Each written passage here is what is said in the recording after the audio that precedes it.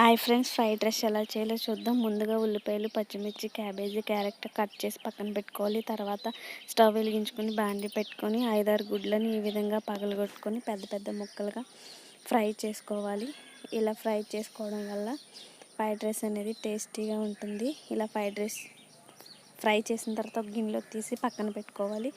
తర్వాత మనం కట్ చేసి పెట్టుకున్న ఉల్లిపాయలు, పచ్చిమిర్చి, క్యాబేజీ, క్యారెట్ ఇవన్నీ వేసి బాగా ఫ్రై చేయాలి. 5 నిమిషాల పాటు మూత పెట్టి బాగా ఫ్రై చేయాలి.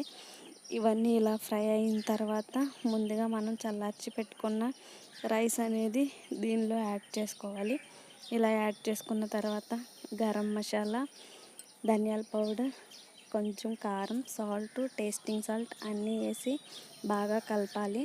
ఇలా కలిపిన తర్వాత మంటని హై ఫ్లేమ్లో పెట్టి 10 నిమిషాల పాటు బాగా టాస్ చేయాలి. ఈ ఫ్రైడ్ రైస్ అనేది మనం సాస్ ఏమీ వేయకుండా చేస్తున్నాం ఫ్రెండ్స్. సాస్ లేకుండా కూడా ఫ్రైడ్ రైస్ అనేది చేసుకోవచ్చు. హెల్త్కి ఎంతో మంచిది.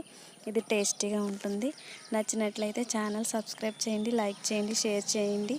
Thank you for watching.